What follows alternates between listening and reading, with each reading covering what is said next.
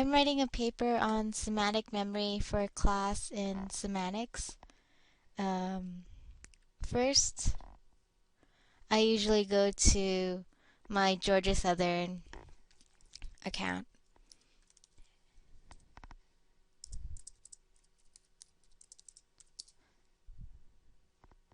After I go there, I usually click on Galileo because that is the site that I mostly trust.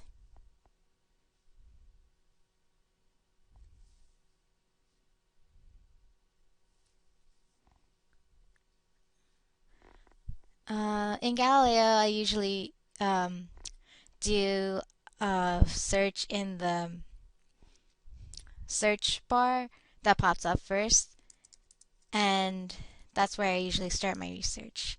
And I'm typing in semantic memory right now.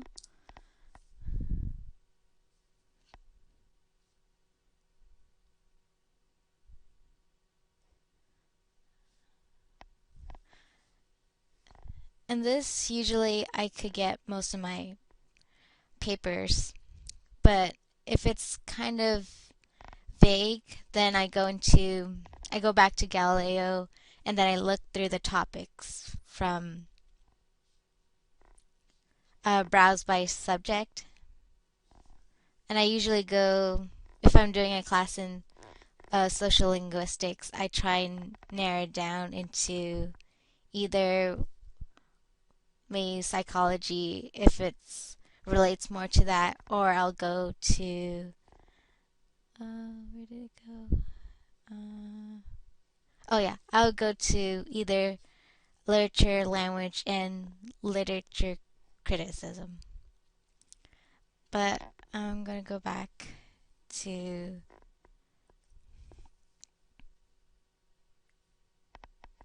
so I went back and I typed in semantic memory in the bar that popped up first. And here I usually browse and see what topics are recurring for the one that I typed in saying, so I put in semantic memory.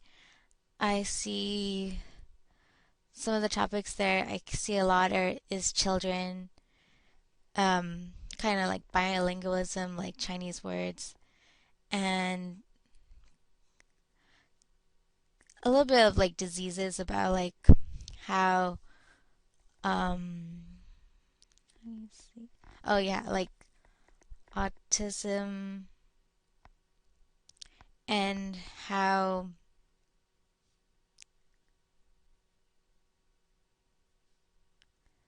how stress might affect semantic memory. And from here I usually think about why I wanted to do that topic and see if anything relates to it. So I wanted to do semantic memory because I wanted to know what exactly was semantic memory. How could I do like a basic format if somebody asked me what semantic memory was? And when I was researching this topic, it was kind of hard because mostly the topics like I listed before was the ones that I found, but usually I would go to the side and just put full text just because sometimes I don't want to go through the whole section and try and find the full text from something else, like the loan, the I think that's how you abbreviate it. And usually it works if I just put full text. I find something that can help me with my research paper.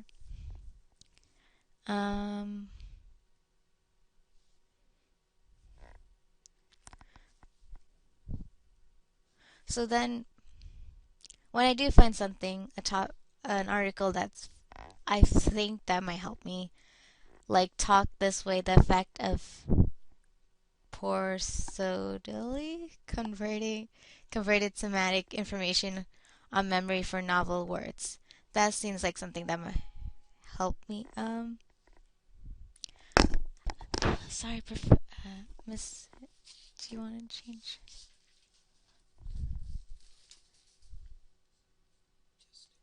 Oh, okay.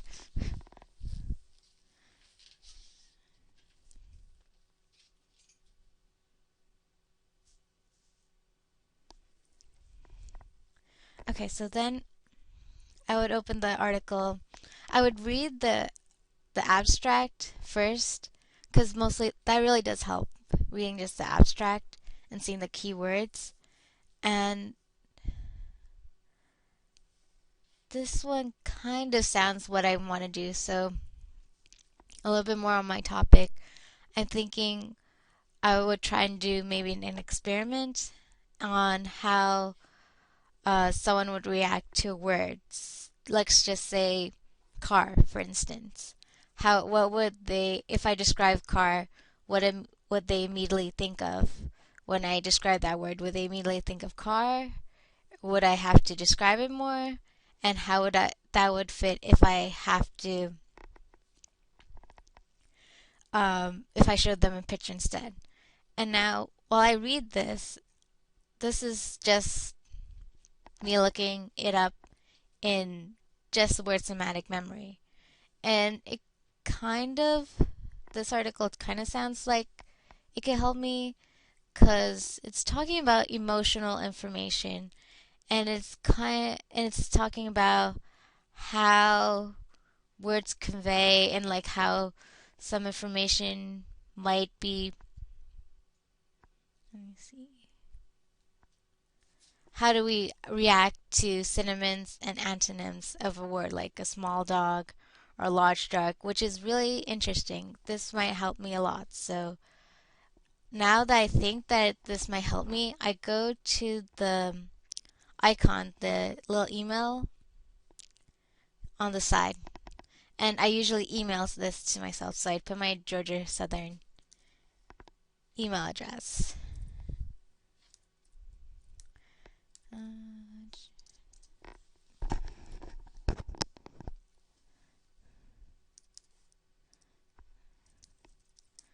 And usually when I type in my Georgia Southern email address, they have on the side, like if you want to do APA, if they have like the citation format. And that is a really huge help. Especially once, like when you're doing a whole, like maybe two research papers at the same time, or you're trying to concentrate on how to say, get like a lot of information. This is the best. I really love this feature because I could just put in APA and then I have the format already. And then I usually just send it to me because it usually just sends me the text in the like the PDF format. So I'm going to go back. So another thing I learned actually, and I learned this from my social and linguistic class, is that other than just putting like your topic in the main browser, you could go to database. And one thing that actually Professor Sonic showed us was the MLA database format. And that's what I usually use next. Yeah, there it is. The MLA International Bibliography. This is really good for usually like social linguistics class and maybe MLA classes. I'm not MLA, I mean English classes too, but I didn't realize that until I had a social linguistics class. So I'm going to type in actually a different thing, but it's the same topic. It's semantic mapping. And I realized that this was a little bit more into what my topic was about. However, when I put semantic memory, there's a lot of find it, that little purple button, find it somewhere else. And that's okay, but I guess if you're like in a time crunch, it's, well, you should have been like researching faster, but sometimes you think you have enough research material, but then you realize that it doesn't help you in the long run, because after you read the third page, then you start to realize, oh, this might be something else. And so when I click on, I'm just going to find external arguments in introductors. That is one of the topics. So, and it says it has a little purple button to find it, and I click on it. And usually what pops up is print, search for a resource in Gil. And I find that this button really doesn't help at all. Like when I click on it, usually it sends me to this page that I really don't understand what's going on. Like it pops up and there's like an exact search, and then there's like the title. The title is already inside it, and then there's the journal title.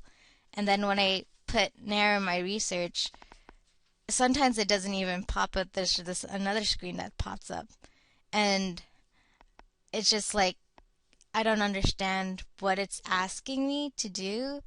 And even when I do, like if that doesn't pop up, something else will pop up, and it'll just say like this number. Let me see if I can remember.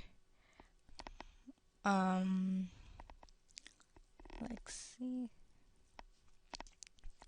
I remember. Okay, so I'm gonna try a different one, and the effect of teaching vocabulary through semantic memory. That's the title. Well, not the whole title, but when I click on it, the Gil section of it, and then I narrow my search, it's still popping up, and there's still like the narrow my research, like is it the English, Middle Age, and I'm just gonna try it right now. I'm just gonna try, I think it's English. I'm gonna just language English, yes. Location, I think anything is fine. Medium, well, I think I want computer file. I think I want, and then the next one is item type, and then I'm going to try a book. Place of publication. Right? I'm just going to see if there's Georgia.